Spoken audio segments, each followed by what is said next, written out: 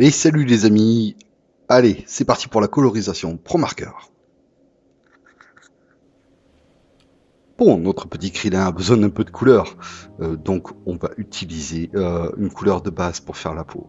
Donc on va utiliser un rouge pivoine. Donc vous recouvrez entièrement l'oreille.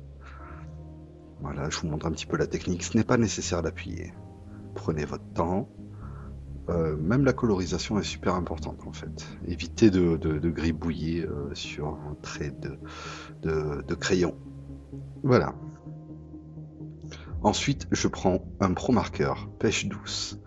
Ça va me permettre de pouvoir approfondir et de faire les ombres et les parties plus sombres.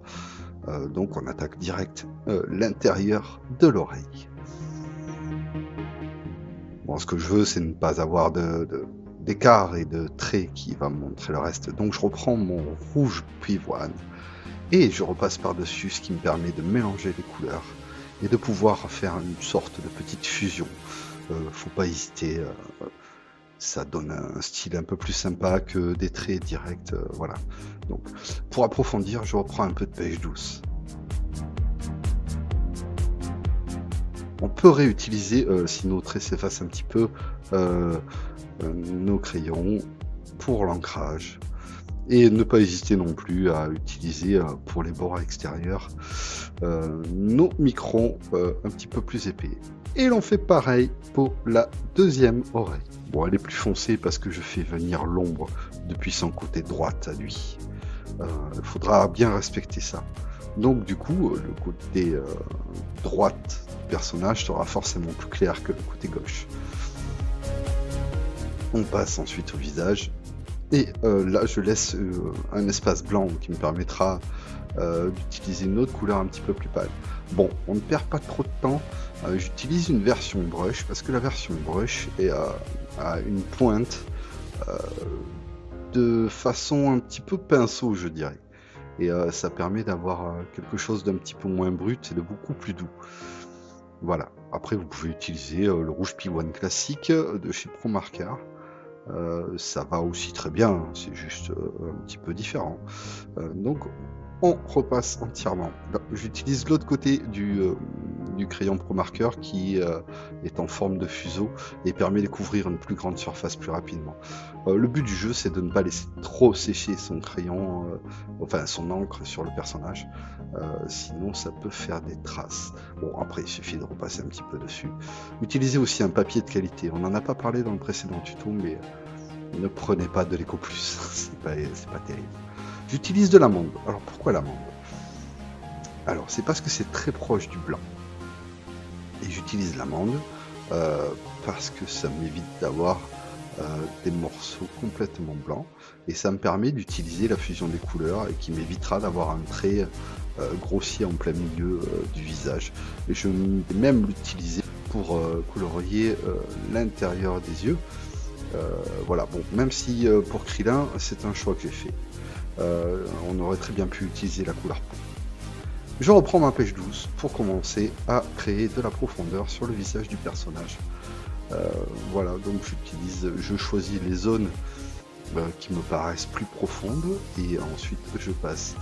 Bon, ensuite je vais réutiliser mon rouge pivoine qui est la couleur d'origine de la peau afin de pouvoir créer ce dégradé de fusion. Voilà, c'est juste pour créer un petit dégradé qui permet de ne pas avoir de trait net. Ensuite, je vais prendre du praliné. Alors vous allez me dire, le praliné c'est proche du marron. Ben oui, en effet, je réutilise du praliné pour vraiment accentuer la profondeur. Et je réutilise mon rouge pivoine par-dessus pour pouvoir créer une fusion avec la pêche douce, le praliné et le rouge pivoine. Bon, voilà, ensuite je reprends ma pêche douce pour créer de la profondeur entre les deux yeux, parce que bon, même si notre petit Krillin n'a pas de nez, eh ben, il y a quand même de la profondeur à ce niveau-là. Voilà, et comme toute la partie gauche du personnage, je dis bien la partie gauche, c'est-à-dire à droite de votre image, est plus foncée vu que le soleil vient de l'autre côté, depuis l'autre côté, donc je vais utiliser la pêche douce pour faire fondre tout le personnage dans le sombre. Voilà. Bon, vous voyez, je perds pas trop de temps, bien sûr, j'accélère la vidéo, mais dans l'ensemble, essayez de pas perdre trop de temps sur des grosses zones parce que c'est là que les marques se verront le mieux. Et c'est pas terrible, voilà. Donc je réutilise aussi là le pivoine. Bon, une fois qu'il aura séché, accentuera un peu moins de choses. Je retourne avec le praliné. Je vais réutiliser le praliné pour accentuer l'ombre du personnage de son côté gauche. Alors faut pas hésiter. Pareil, j'utilise un brush parce que c'est beaucoup plus doux. On pourrait utiliser une version normale, hein, bien sûr. Voilà, mais je préfère, chacun ses préférences. Après, il y en a qui vont préférer quelque chose de plus marqué. Voilà, je préfère quelque chose de plus doux. Voilà, bon, même si l'encre a un peu séché, il y a toujours moyen, en utilisant la fusion, de, de pouvoir rattraper un petit peu le coup. Je reprends le rouge pivoine, qui, je le rappelle encore une fois, est la couleur d'origine. Et je n'hésite pas, même à passer sur la totalité de la zone que j'ai mis en praliné. Voilà, il ne faut pas hésiter. On va passer aux pupilles. Bon, mais Krillin n'a rien d'exceptionnel, c'est des pupilles noires, on utilise un noir. Et ce sera de même pour les sourcils. Attention, le noir de chez ProMarker est relativement épais et a tendance à dégouliner suffisamment, un peu trop même. Donc je réutilise le crayon d'ancrage pour venir, plutôt que de tenter le diable et de faire une bêtise, pour venir compléter les extrémités des sourcils. Il en va de même pour l'autre côté, bien évidemment.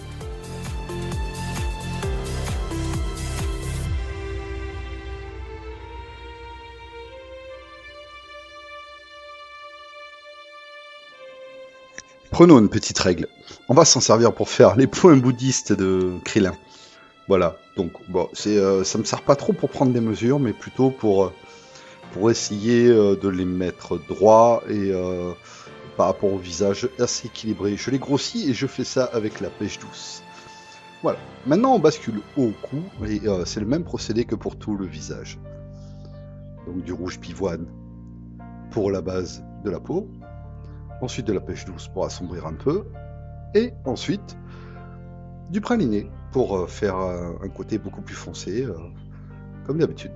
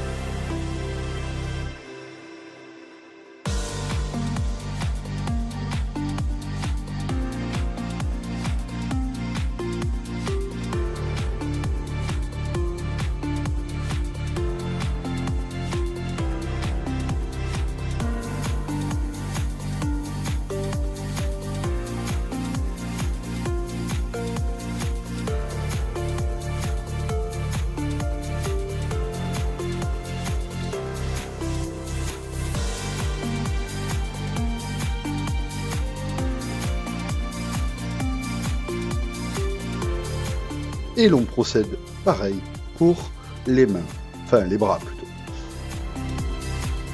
Donc, du rouge pivoine, de la version plus claire à la version plus foncée, en fait, tout simplement.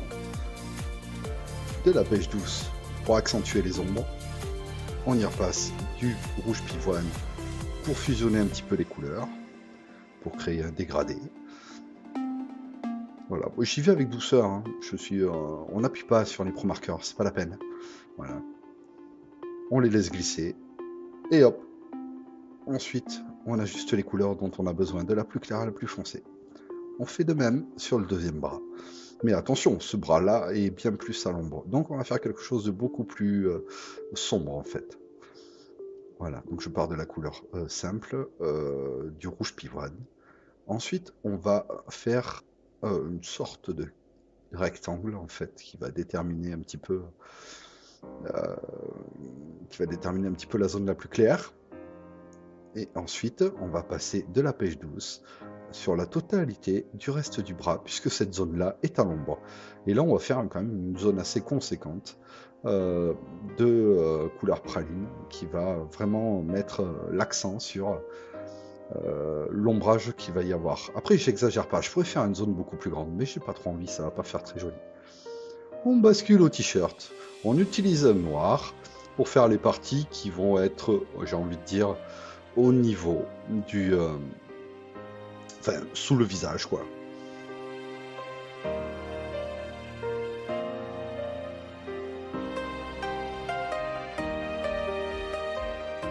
Comme d'habitude, on prend son temps. Hein. La vidéo est toujours un petit peu accélérée, mais on prend son temps pour faire les choses proprement. Je réutilise mon Micron 03 pour réaccentuer par-dessus le noir sur les traits du corps. Voilà, et pour rectifier s'il y a besoin. J'utilise un gris glacé 1 qui va me donner une couleur grise parce qu'en fait, même si son t-shirt est entièrement noir, on ne va pas le laisser entièrement noir, c'est juste pas possible. Sinon, ça fusionnerait avec les traits que nous avons fait au départ et du coup, ça donnerait pas joli. Donc, on utilise le gris glacé 1 et ensuite du gris froid. Alors, j'ai choisi le froid 4, vous pouvez prendre le froid 3, qui est un poil moins foncé. Mais je trouvais qu'il était assez bien, quoi. Du coup, ça accentue, c'est plus proche du noir que du gris, donc on est bien. On n'oublie pas de fusionner avec la couleur la plus claire, le gris glacé 1. Ça évitera d'avoir des traits un peu trop nets. L'objectif étant de faire un dégradé.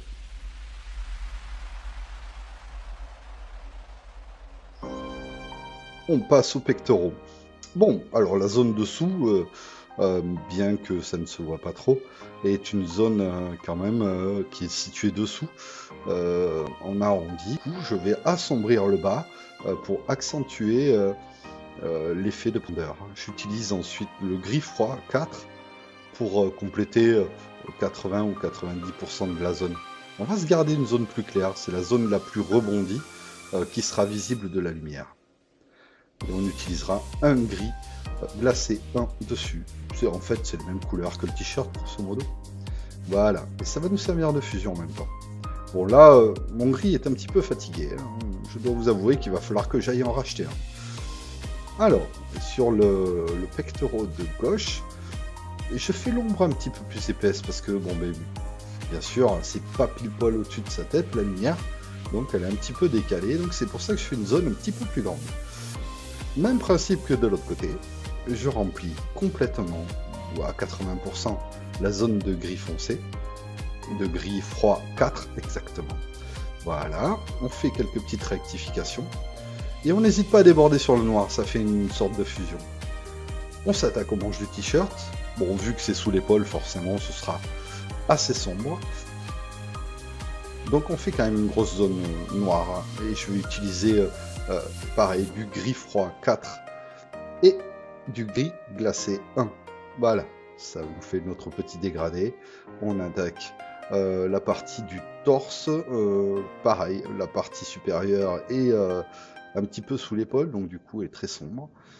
Et voilà, donc on va un petit peu ajuster tout ça. Et c'est le même principe que pour les pectoraux ou le bras. On garde ces trois couleurs de base. Et voilà. Là, de ce côté-là, je commence par un clair, parce que comme la lumière vient de son côté droit, ben forcément, c'est assez logique qu'il y ait un petit peu plus de lumière de ce côté-là. Et par contre, le côté est totalement dans le sombre, donc on va y mettre beaucoup plus de noir que de l'autre côté. On n'oublie pas de fusionner les couleurs. Hop! Sur la dernière manche, mais bien évidemment, une grosse partie est dans le noir. Donc c'est ce qu'on fait. Et là, on va pas utiliser de gris clair. On va utiliser uniquement le gris froid 4. Basculons aux épaules. Donc on utilise une couleur citron pour faire la partie la plus claire, celle qui sera resplendissante au soleil, j'ai envie de dire. Donc on va se prendre une zone. Je la fais un poil arrondi. Ça me permettra d'avoir peut-être une petite sensation de 3D, on va dire, hein, que comme quoi l'épaule n'est pas que droite et que chaque rayure forme un arrondi en fait. On utilise un jaune tulipe pour une version un petit peu plus foncée. Voilà, et on n'oublie pas, surtout, de fusionner les couleurs en reprenant le citron qui est la couleur la plus claire. Bon, pas la peine de tout repasser avec le jaune de citron, juste l'endroit où les couleurs se croisent ou se jointent. Même principe pour la partie en haut.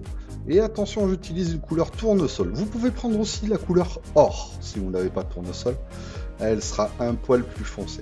Mais ça passera très très bien. D'ailleurs, j'ai hésité en faisant quelques tests. Mais bon, je me suis dit, on va rester sur le tournesol parce que je voulais pas que ce soit trop foncé, étant donné que le personnage est déjà quand même pas mal foncé. Une petite chose, vérifiez quand même que votre dessin ne soit pas sali par les petits poils qui pourraient traîner, les quelques poussières. Parce que si vous passez un pro marqueur dessus, forcément, ça risque de faire un petit peu sale. Voilà, donc du coup je fusionne les couleurs comme ça. On pourra les accentuer un petit peu plus tard. Donc je fais la partie supérieure également, on essaie de pas trop attendre que ça sèche, sinon ça va faire un petit peu problème, on va dire ça comme ça. Voilà. Vous voyez, là, je réaccentue un petit peu en rajoutant de la couleur tournesol pour accentuer le dégradé. Après, c'est au choix. Hein. Moi, j'ai fait des choix sur certaines couleurs. Vous, faites les vôtres. Je vous donne la base, vous faites ce que vous voulez avec. Voilà, on va se terminer l'armure tranquillement. Ça glisse tout seul.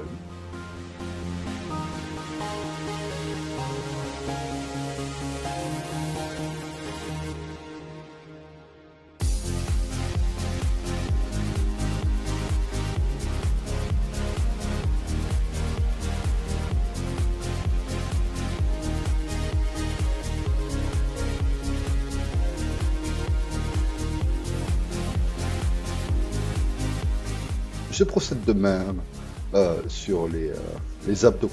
C'est la même chose. Bon, là, j'ai commencé par le jaune tulipe. Vous pouvez commencer par le citron. C'est vous qui voyez. Voilà. Je garde une partie, celle qui est du côté de la lumière, plus claire que celle qui va être de l'autre côté. Là aussi, je crée un petit arrondi avec le tournesol. Ça me permet de faire quelque chose de plus sympa. Je fusionne les couleurs, comme d'habitude.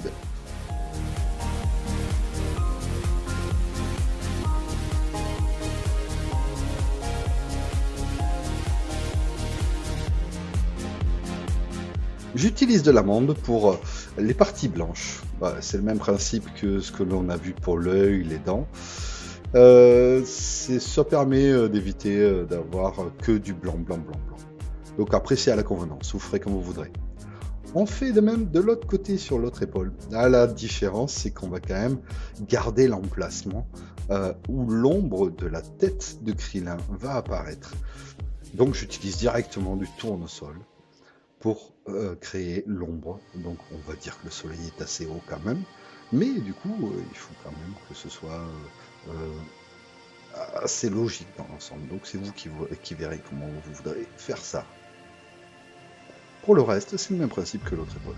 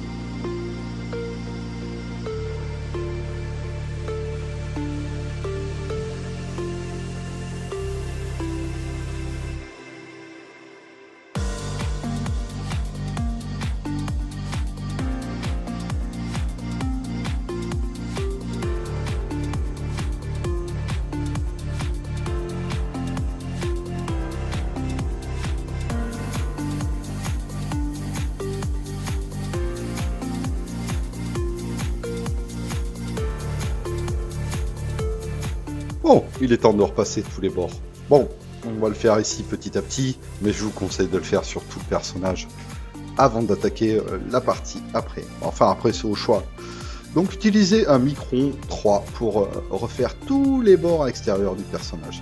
Là, j'utilise un pastel sec de couleur bleue. Attention, le pastel sec se doit d'être de qualité. Parce que si vous avez un pastel sec pas terrible, vous aurez un résultat pas terrible. Au départ, j'hésitais à utiliser du pro marqueur, mais je me suis dit que c'était plus sympa comme ça. Ensuite, j'estompe. Alors, estomper veut tout simplement dire frotter avec du papier. Hein. Donc, vous pouvez utiliser soit une estompe, soit un mouchoir, soit vos doigts, mais je vous le déconseille. Vous pouvez même utiliser des cotons-tiges, mais vous allez les cramer. Donc vous mettez la dose de couleur que vous voulez, en fait, sans attaquer. Attention, ça peut passer par-dessus le Pro Marker, donc faites bien attention. Et ensuite, utilisez votre Micron 3 pour épaissir les traits du personnage en extérieur. Donc c'est ce que nous ratons Pro. Allez, je laisse terminer ce tuto tout seul. J'espère que ça vous aura plu. J'espère que les explications ont été bien. Laissez-moi des commentaires. Et surtout, partagez cette vidéo. Je la trouve assez sympathique. Partagez. Voilà, c'est ce qui fait évoluer la chaîne. Je vais faire d'autres dessins. Vous pouvez me dire aussi quel personnage vous aimeriez voir. Alors moi je vous dis à la prochaine. Et profitez de ce petit morceau de musique. A plus.